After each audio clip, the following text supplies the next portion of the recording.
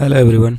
तो आज के इस वीडियो लेक्चर में हम कवर करने वाले हैं भारत के महाजनपदों के बारे में। देखिए, भारत में जो टोटल महाजनपद थे वो 16 महाजनपद थे। इसकी जानकारी हमें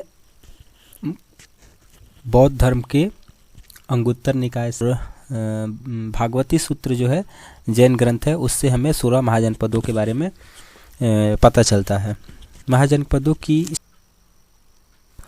जब आर्यंस मध्य एशिया से भारत में आए तो सबसे पहले वो कबीला बना कर रहा करते थे, छोटे छोटे कबीला बना कर रहा करते थे।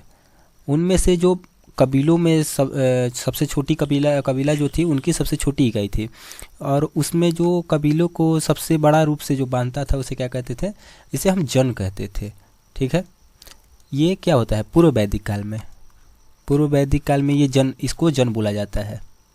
कबीलों के संघ को जन बोला जाता है। फिर उसके बाद क्या होता है कि ये जो जन है ये उत्तर वैदिक काल में और बड़ा होता है और ये जनपद बन जाता है, जनपद।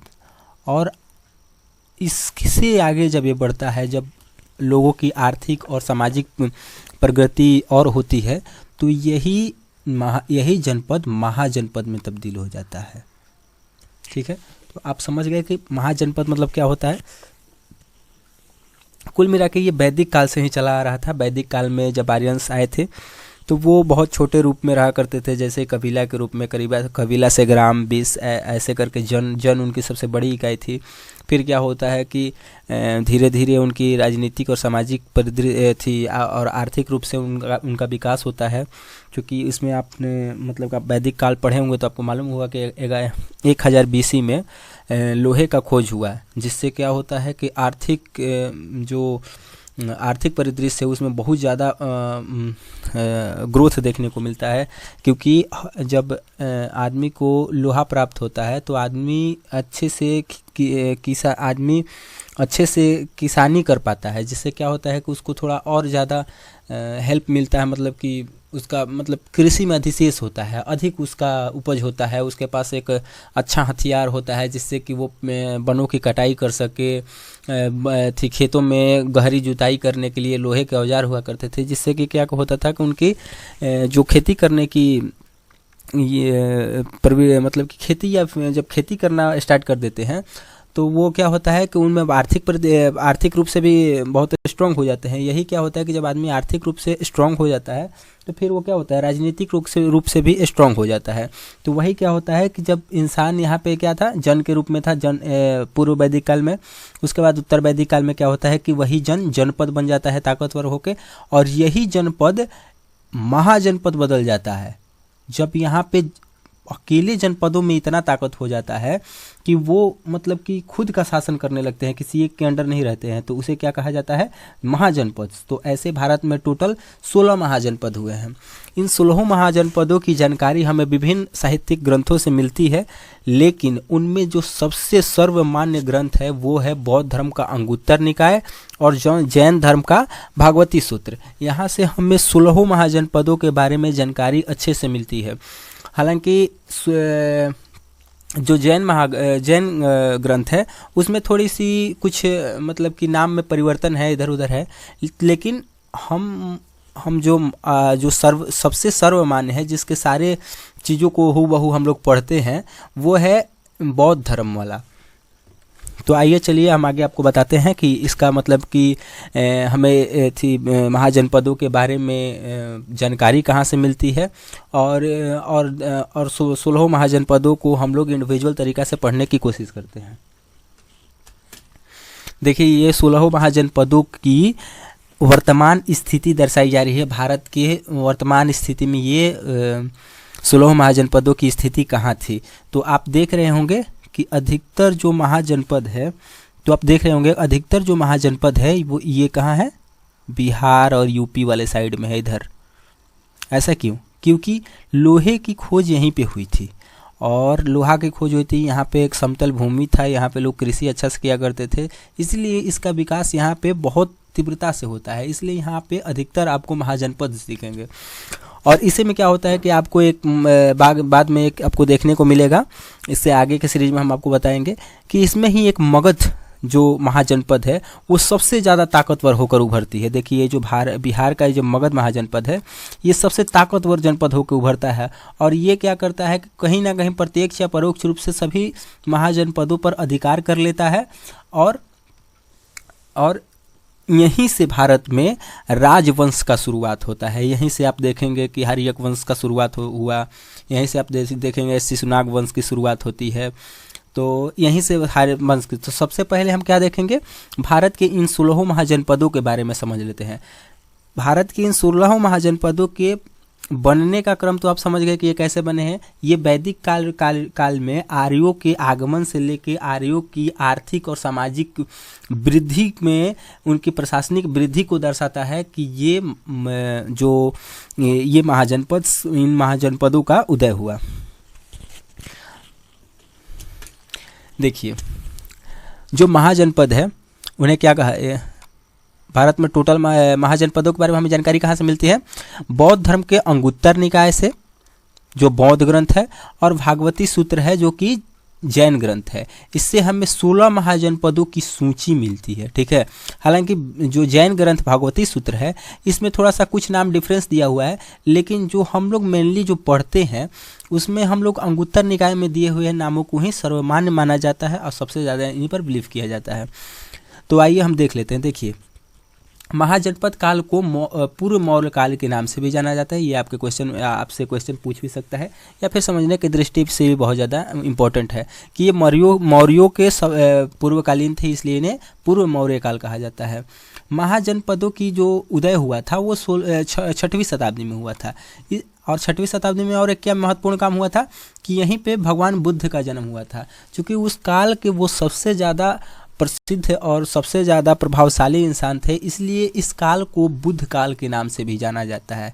तो महाजनपद काल को किस नाम से जाना जाता है, बुद्ध काल के नाम से जाना जाता है। और इसे सूत्रकाल के नाम से भी हम जानते हैं। ये एग्जाम में पूछा हुआ क्वेश्चन है कि महाजनपद को किस नाम से जाना जाता है, तो इसे सूत्रकाल के नाम से भी जाना जाता है। इसे भारत की द्वितीय नगरीय प्रणाली के रूप में जाना जाता है, द्वितीय नगरीकरण के रूप में जाना जाता है। ऐसा मैं क्यों बोल रहा हूँ कि द्वितीय नगरीकरण, देखिए आप जैसे कि आज इससे पहले जो हिस्ट्री में पढ़े होंगे तो जो हमारा सिंधु घाटी सभ्यता था वो क्या था, वो एक शहरी सभ्यता थी। लेकिन बीच में क्या होता है कि उसके बाद वैदिक सभ्यता आता है, वो एक ग्रामीण सभ्यता थी। वहाँ चरवाहे लोग रहते थे, वहाँ की जो अर्थव्यवस्था थी वो टोटली कृषि पर और गायों पर निर्भर हुआ करती थी, इसलिए उसे क्या कहते हैं, ग्रामीण सभ्यता कहते हैं। लेकिन उसके बाद जब महाजनपद आते हैं तो इनमें भी नागरीकरण देखने को मिलता है, यहाँ भी शहरी व्यवस्था देखने को मिलता है। तो उसी क्रम में महाजनपदों के टाइम में 6 प्रमुख शहरों का भी वर्णन किया गया है। उन 6 शहरों का नाम बहुत इंपॉर्टेंट है, आप देख लीजिए। उनमें से पहला जो शहर है वो है चंपा, दूसरा शहर राजगिरी, तीसरा काशी, चौथा कौशाम्बी, 5वां श्रावस्ती, 6ठा साकेत। ये जो 6 स्थल हैं ये महाजनपद काल के शहर के रूप में इन्हें जाना जाता था। ठीक है,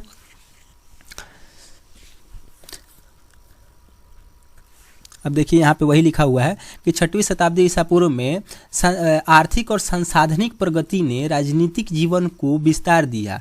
खास करके पूर्व उत्तर प्रदेश और पश्चिमी बिहार में लोहे की व्यापक प्रयोग ने कृषि में अधिशेष का उत्पादन किया। मतलब क्या कह रहा है कि पूर्वी उत्तर प्रदेश और पश्चिमी बिहार में लोहे का जो प्रयोग होता है, लोहे की जो खोज होती है, जो वहाँ पे लोहा मिलता है, जिससे कि क्या होता है कि वहाँ पे लोग लोहे का अधिकतर मतलब अच्छे से यूज कर पाते थे। क्योंकि पूर्वी छोड़िए ना, पूरा उत्तर प्रदेश में आप देख लीजिए और वर्तमान स्थिति में जो बिहार है उसमें आप देख सकते हैं कि वहाँ पे क्या है, समतल भूमि है। यानी वहाँ कृषि करने के लिए अगर आपके पास अच्छे लोहा का औजार है, अगर आपके पास अच्छे टूल्स हैं तो आप थोड़ा सा और अच्छे से कृषि कर सकते हैं। इसलिए यहाँ पे जो मतलब कि लोहे के खोज जो हुआ उसने सबसे ज़्यादा व्यापक प्रभाव इन्हीं क्षेत्रों पर डाला, क्योंकि यहाँ पे लोगों में कृषि का अधिशेष हुआ। अब अधिशेष से क्या तात्पर्य है, देखिए अधिशेष से तात्पर्य यह है कि लोग जैसे कि हाँ आप कृषि कर रहे हैं, तो आप कृषि कर रहे हैं, आप मान लीजिए कि आप इतना कृषि कर रहे हैं कि आप खुद खा ले रहे हैं और खाने के बाद आपका मतलब आप ही खा के ख़त्म कर दे रहे हैं। लेकिन आप इतना कृषि में उत्पादन करने लगे कि आपके कंज्यूम करने के बाद भी इतना अनाज का उत्पादन हो कि आप उसे बाज़ार में बेच सके, तो उसे क्या कहते हैं? उसे कृषि में अधिशेष कहते हैं। और जब अधिक अनाज उत्पन्न करेंगे तो आपकी आर्थिक गतिविधि भी अच्छी होगी, क्योंकि आप उसको अनाज को बेच के अपने दूसरे किसी ज़रूरत को पूरा करेंगे। तो क्या होता है? आर्थिक वृद्धि होती है उसमें। तो पूर्वी उत्तर प्रदेश और पश्चिमी बिहार, आप देखेंगे कि आप इससे पहले का जो स्लाइड है मैं आपको दिखा रहा हूँ कि देखिए यहाँ पे अधिकतर जो क्षेत्र है ये सब क्या है? ये प्लेन एरिया है। ये जो है ये उत्तरी भारत का ये सब प्लेन एरिया है, आपको मैदानी क्षेत्र देखने को मिलेगा। यहाँ पे आप अच्छे से कृषि कर सकते हैं, जिससे कारण सबसे बड़ा जो फैक्ट रहा है वो ये रहा है कि यहाँ पे कृषि का बहुत बड़ा विकास होता है, जिसके कारण इतनी सारी आपको जो देखने को मिलता है, जितना भी ये विकास हुआ है ये आपको इसी में देखने को मिलेगा। जिसके कारण क्या होता है कि यहाँ का स्वायत्त राज्य इतने हो जाते हैं, जो मतलब कि महाजनपद क्या थे? स्वायत्त थे, ये किसी पे डिपेंड नहीं थे, ये किसी को कर नहीं दिया करते थे, ये खुद में एक राजा की तरह रहा करते थे। तो इनमें जो 16 महाजनपद हैं, इनमें अधिकतर कहाँ है? अब आइए इनकी जो वर्तमान परिदृश्य को देख लेते हैं। यहाँ पे हमने वही बताया हुआ है कि जो कबीला है, कबीला के बाद क्या होता है? ग्राम हो जाता है, ग्राम के बाद जन के बाद यही उत्तर वैदिक काल में क्या हो जाता है? जनपद। और उत्तर वैदिक काल में जब से भी ज़्यादा विकास होता है तो यहाँ पे क्या हो जाता है? महाजनपद। और ये टोटल महाजनपद कितने हैं? 16। देखिए वर्तमान में इन महाजनपदों की जो स्थिति है वो हम देख लेते हैं, किस स्टेट में कितना है। ऐसे तो मैंने आपको मैप पे दिखा दिया, लेकिन अब स्टेट वाइज आप एक बार याद करके रखिएगा, कहीं ना कहीं ये क्वेश्चन पूछ देता है। तो उत्तर प्रदेश में महाजनपदों की संख्या कितनी है? 8। बिहार में महाजनपदों की संख्या कितनी है? 3। राजस्थान में महाजनपदों की संख्या कितनी है? 1। मध्य प्रदेश में 1। दक्षिण भारत में 1 महाजनपद है। और भारत के बाहर 2 महाजनपद हैं, अफगानिस्तान और पाकिस्तान वाले क्षेत्र में। तो अब हम एक एक करके इन सारे महाजनपदों के बारे में इम्पोर्टेंट चीज़ों को, इम्पोर्टेंट फैक्टों को पढ़ने की कोशिश करेंगे।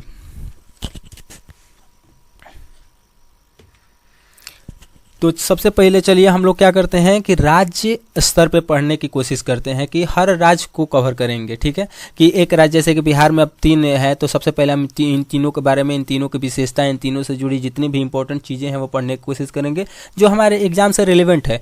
उतना चीज़ें हमें नहीं पढ़ना है जिससे जो कि हमारे एग्जाम से रिलेवेंट ना हो। मान लीजिए कि हम लोग गवर्नमेंट जॉब की तैयारी कर रहे हैं, लेकिन हम लोग बीपीएससी तो नहीं कर रहे, यूपीएससी तो नहीं कर रहे हैं। यूपीएससी करने के लिए आपको इसके बारे में बहुत ज़्यादा जानकारी की ज़रूरत है, लेकिन जो ऑब्जेक्टिव फॉर्म के एग्ज़ाम्स होते हैं उनके लिए कुछ इंपॉर्टेंट फैक्ट ही ज़रूरी होते हैं, तो हम उन्हीं को पढ़ने की कोशिश करते हैं।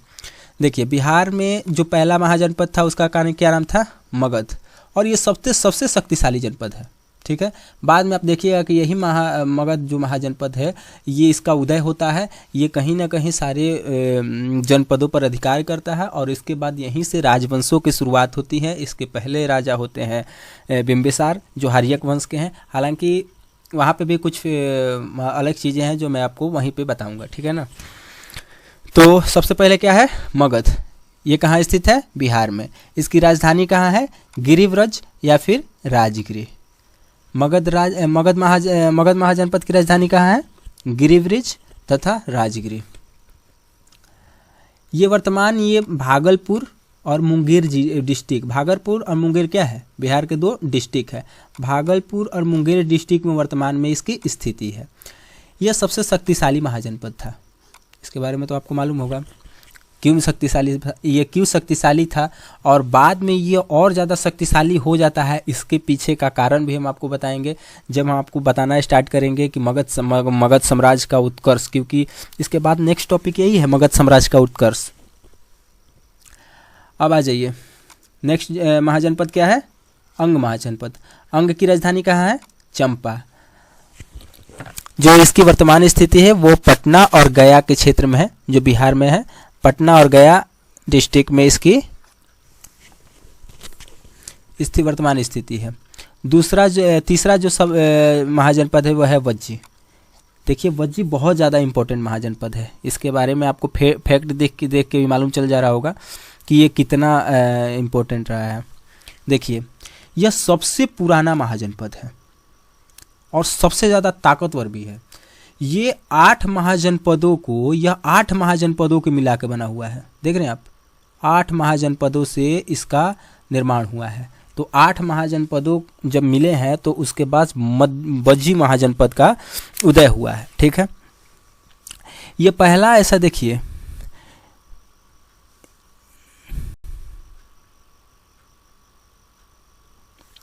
ये पहला ऐसा महाजनपद है जो कि रिपब्लिक है।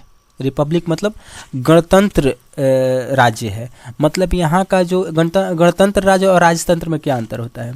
देखिए गणतंत्र उसको कहते हैं जहाँ का जो देश का सुप्रीम लीडर होता है वो इलेक्टेड होता है। जैसे कि हमारे इंडिया का जो प्रेसिडेंट है वो क्या होता है, उनका इलेक्शन होता है, वो थोड़ी ना मनोनीत होते हैं, उनका वो कोई वंशानुगत थोड़ी ना है। तो इसलिए उसे हमारा इंडिया क्या है, हमारा इंडिया रिपब्लिक है, मतलब गणतंत्र है। और जैसे कि इंग्लैंड का आप देख लीजिए, ब्रिटेन में वहाँ की महारानी मतलब कि मनोनीत होती है, उनका कोई इलेक्शन नहीं होता है। अगर वो मरेंगे तो उनका लड़का फिर राजा बनता है। तो वो क्या कहते हैं, उसे राजतंत्र कहते हैं। और इंडिया का है क्या है, गणतंत्र। तो वही वज्जी जो था उस समय का एक गणतंत्र महाजनपद था। ये सबसे ज़्यादा इम्पोर्टेंट फैक्ट है कि वज्जी वहाँ का एक सबसे स्वतंत्र गणतंत्र महाजनपद था।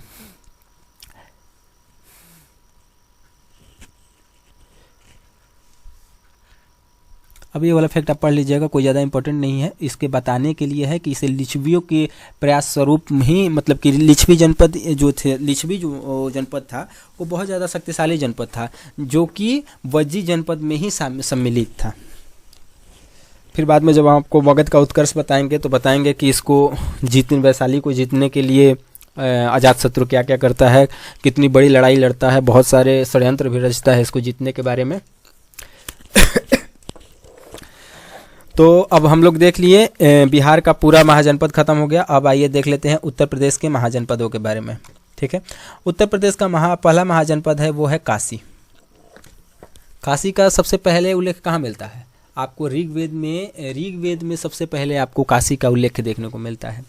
तो काशी महाजनपद कहाँ स्थित है? उत्तर प्रदेश में। इसकी राजधानी कहाँ थी? वाराणसी। वाराणसी क्या थी? काशी का जो काशी महाजनपद का जो राजधानी थी वो कहाँ थी? वाराणसी। और वर्तमान में भी वाराणसी को आप जानते हैं, वहीं के आसपास में स्थित था। ये जो वाराणसी जो शहर था, जो राजधानी थी काशी की, ये अपने वस्त्र उद्योग के लिए सबसे ज़्यादा फेमस थी। तो ये क्वेश्चन यहाँ से जनरेट करता है एग्जामिनर कि वस्त्र उद्योग के लिए कौन सा महाजनपद काल में कौन सा स्थान वस्त्र उद्योग के लिए सबसे ज़्यादा इम्पोर्टेंट था?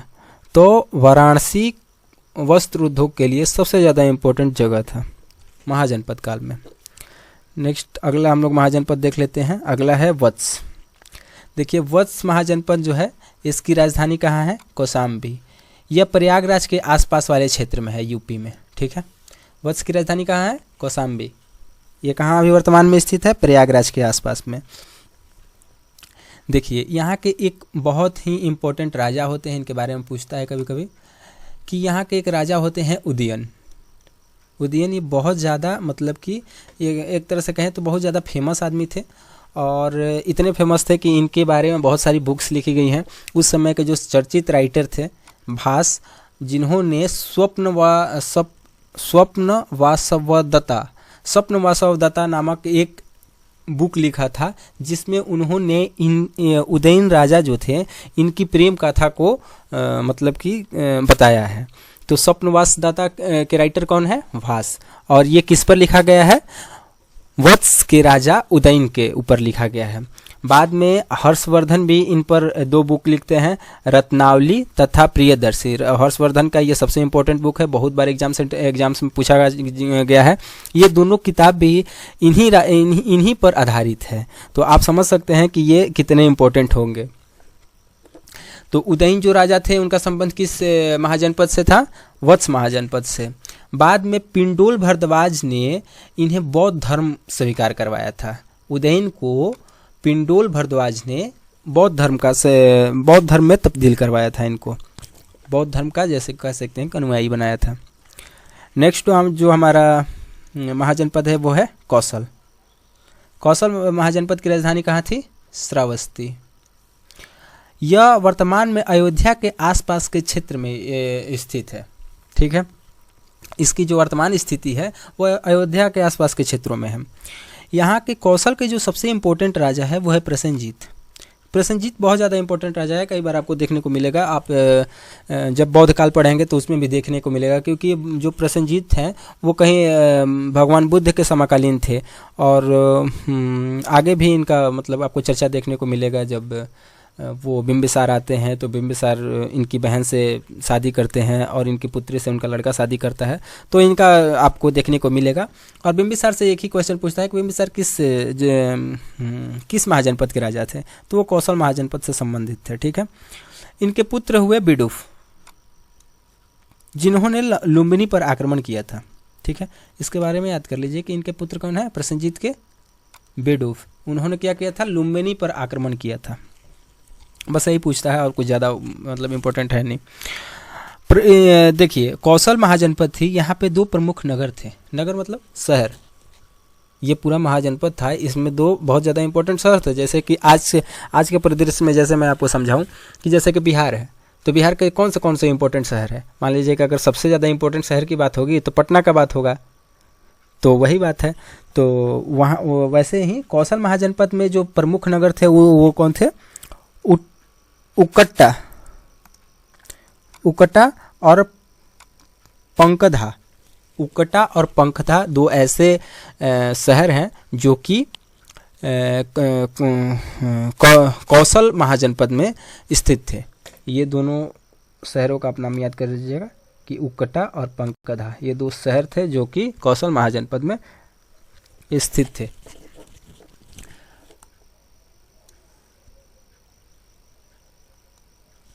अब नेक्स्ट महाजनपद हम लोग देख लेते हैं, मल्ल महाजनपद। मल्ल महाजनपद की राजधानी कहाँ थी? कुशीनगर, जिसे हम कुशावती भी कहते हैं, ठीक है।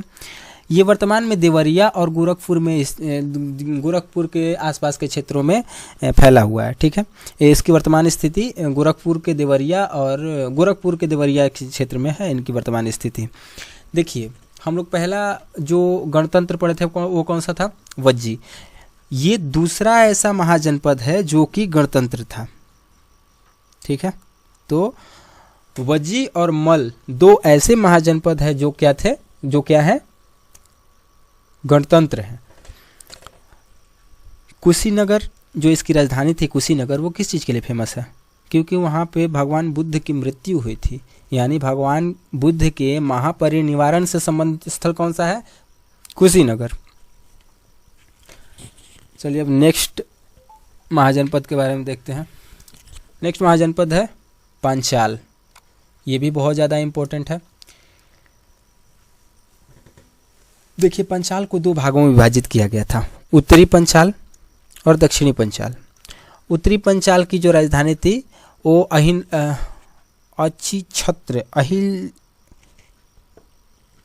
अछीछत्र में, और दूसरी राजधानी काम्पिल्य थी। अहिल छत्र है इसका नाम, और आप पढ़ लीजिएगा एक बार, मतलब ऐसा ही कुछ नाम है, अहिल छत्र। और दूसरी जो दक्षिणी पंचाल की राजधानी कहाँ थी? काम्पिल्य थी।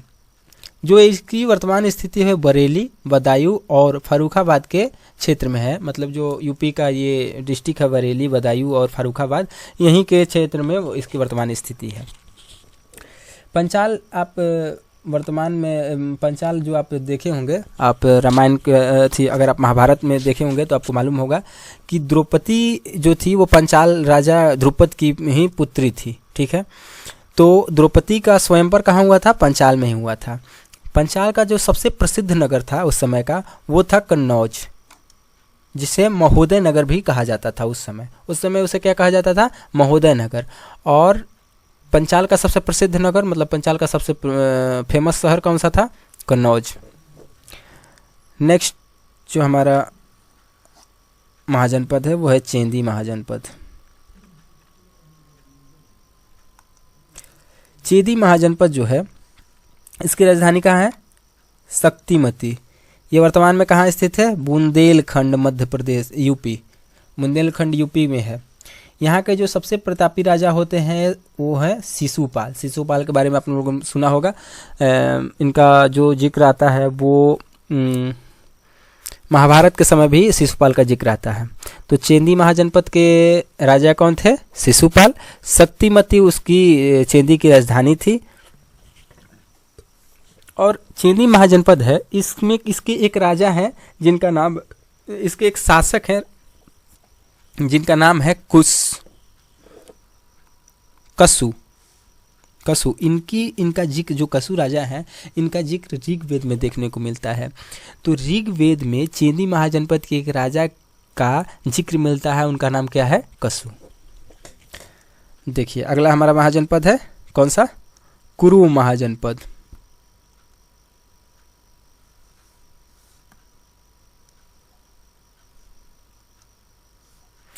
कुरु महाजनपद की राजधानी कहाँ है?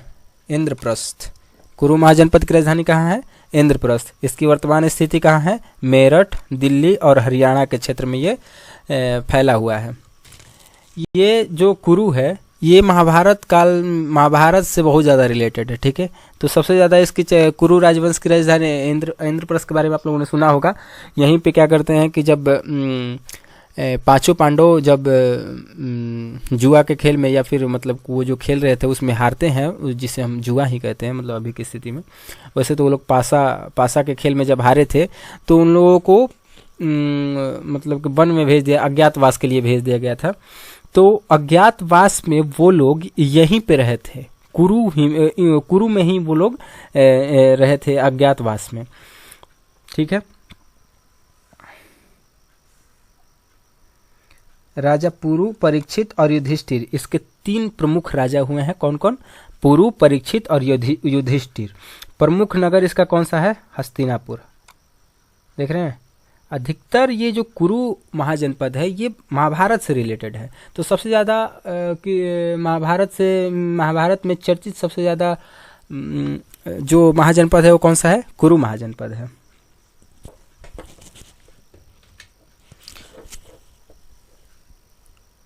अगला महाजनपद जो कि यूपी का सबसे लास्ट महाजनपद है वो कौन सा है? सूरसेन। सूरसेन की राजधानी कौन सी है? मथुरा। वर्तमान में भी इसका नाम मथुरा ही है। इसे मथुरा को ब्रिजमंडल के नाम से भी जाना जाता था उस टाइम पे। सूरसेनोई और मैथुरा, यूनानी जो लेखक हैं वो मथुरा को सूरसेनोई या फिर मैथुरा के रूप में वर्णित करते हैं, ठीक है।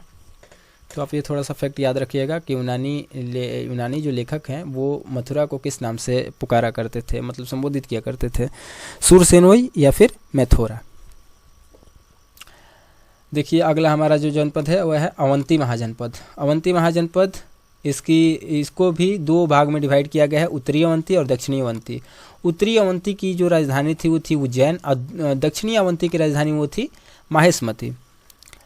मालवा क्षेत्र, मध्य प्रदेश, इसकी स्थिति कहाँ है? मध्य प्रदेश में। मध्य प्रदेश में हमने कितने महाजनपदों के बारे में बताया है? 1 महाजनपद। मध्य प्रदेश में कितना महाजनपद है? 1 महाजनपद स्थित है। देखिए अवंती के जो एक राजा हैं चंडप्रद्योत एक राजा हैं जो कि बहुत ज़्यादा फेमस है। इनके बारे में चंडप्रद्योत इसलिए फेमस है, हम आपको बता दे रहे हैं हालांकि अभी का विषय वस्तु नहीं है, आगे का है। जब हम आपको मगध का उत्कर्ष बताएंगे उस समय में ये आपको देखने को मिलेगा चंडप्रद्योत के बारे में। जो जब मगध का उत्कर्ष होता है तो बिंबिसार क्या करता है? वो 3 प्रकार की नीतियाँ अपनाता है अपने राज्य विस्तार के लिए।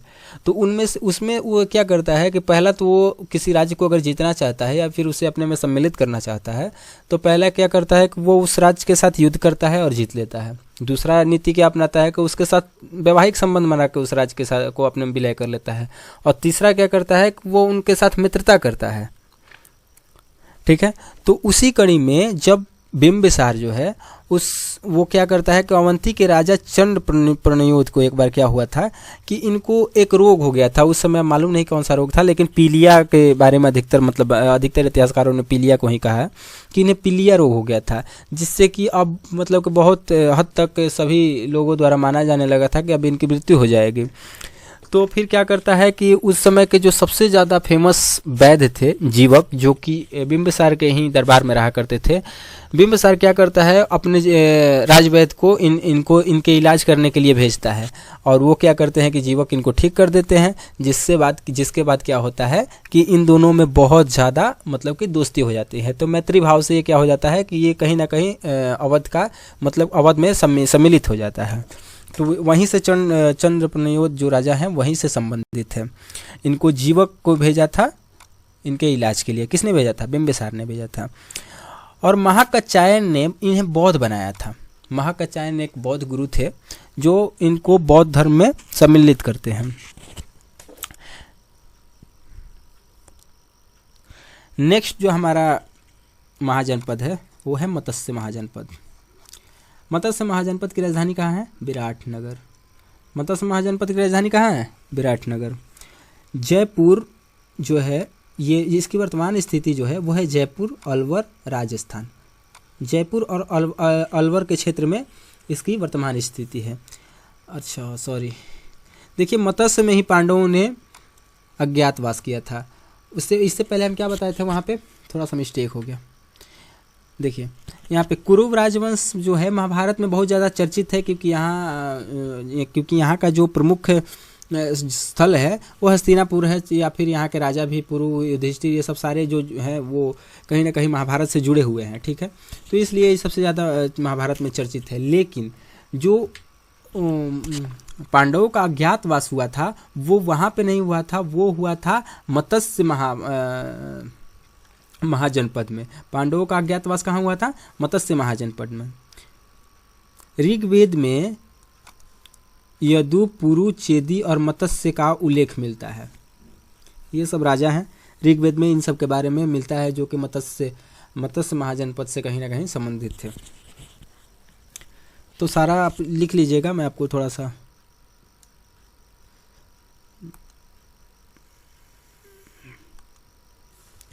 केवल आप लिख लीजिएगा, वीडियो को पॉज करके आप लोग लिख लीजिएगा। ठीक है, सब जितना भी हम फैक्ट इसमें दे रहे हैं ना, सब इंपॉर्टेंट चीज़ है, ज़्यादा इधर उधर का चीज़ नहीं है। महाजनपद में हम लोग को बस इतना ही पढ़ना होता है, इससे ज़्यादा कोई क्वेश्चन बनाता भी नहीं है, और जो भी रिलेटेड इधर उधर का क्वेश्चन बना रहा है तो मैं उसमें बता ही दे रहा हूँ। ठीक है, तो नेक्स्ट जो हमारा महाजनपद है वो है कौन सा? अस्मक महाजनपद। थोड़ा सा पेन का कलर चेंज कर ले रहे हैं।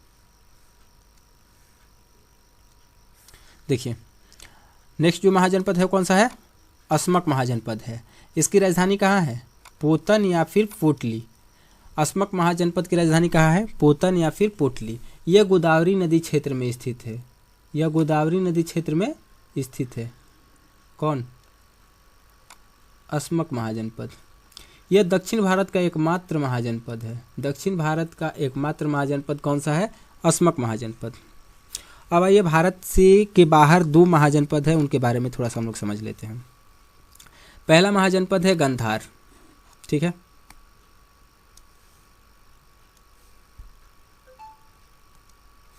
गंधार महाजनपद। इसकी राजधानी कहाँ है? तक्षशिला। वर्तमान में रावलपिंडी और पेशावर, ये कौन सा जगह का नाम है? ये जगह कहाँ का है? रावलपिंडी और पेशावर। आप लोगों ने एक बड़ा ही फेमस क्रिकेटर है, उसका नाम आप सुने होंगे, रावलपिंडी एक्सप्रेस, जो कि पाकिस्तान का ही है। तो ये दोनों क्षेत्र कहाँ के हैं? पाकिस्तान के ही दो मतलब कि जगह हैं, अब जिला है क्या है नहीं मालूम, लेकिन दोनों जो क्षेत्र हैं वो पाकिस्तान के हैं। तो जो गंधार जो है वो कहाँ इसकी वर्तमान स्थिति का है? पाकिस्तान में।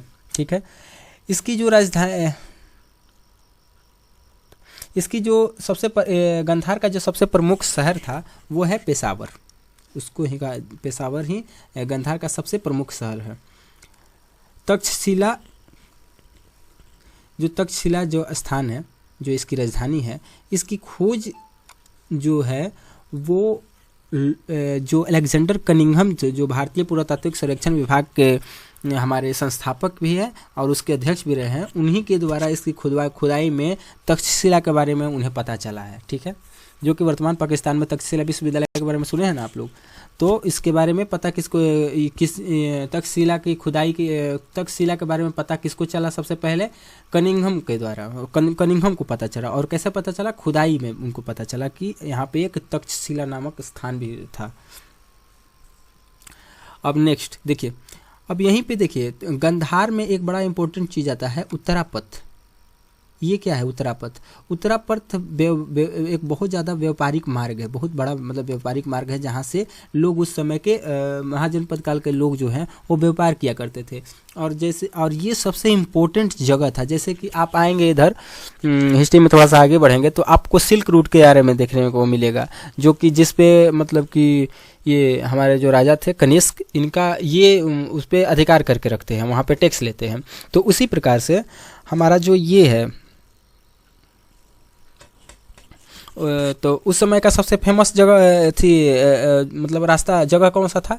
सिल्क रूट था, क्योंकि वहाँ से चीनी व्यापारी आया जाया करते थे, तो वहाँ पे बहुत अच्छा टैक्स कलेक्शन होता था। तो उसी मतलब परिदेश में आप देख लीजिए कि जो महाजनपद काल था उस समय का जो सबसे फेमस जो रूट था व्यापार के लिए, वो कौन सा था? उत्तरापथ। उत्तरापथ व्यापारिक मार्ग जो था वो गंधार से होकर गुजरा करता था। देखिए उत्तरापथ जो व्यापारिक मार्ग है बहुत सारे महाजनपद से होकर गुजरा करता था। आप देख सकते हैं, हम थोड़ा पूरा इसका बना देंगे कहाँ कैसे जाता है, क्योंकि यहाँ से पूछ सकता है कि उत्तरापथ जो व्यापारिक मार्ग है वो कौन से दो स्थानों को जोड़ता है। तो देखिए कहाँ से स्टार्ट होता है, तक्षशिला से लेके मथुरा तक किया जाता है, मथुरा से फिर ये कौशाम्बी, कौशाम्बी से पाटलिपुत्रा, पाटलिपुत्रा से ये जाता है ताम्रलिपिक बंदरगाह, जो कि अभी कहाँ स्थित है? वर्तमान बंगाल में स्थित है।